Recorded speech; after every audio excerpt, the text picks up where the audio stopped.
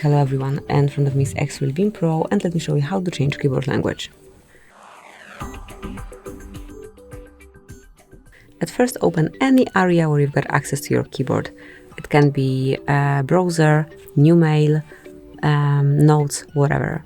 So once you've got the keypad right in front of you, select settings icon, go to languages, mark add keyboard, and select the language that you want to apply.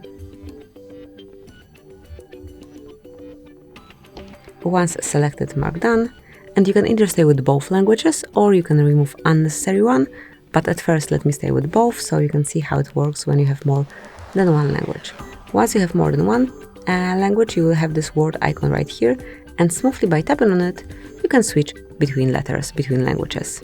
Then once you want to apply one language only, open settings again, go to languages, mark edit icon, select the language to remove, mark bin, and that's all.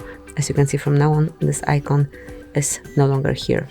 Thank you for watching, please subscribe our channel and leave the thumbs up.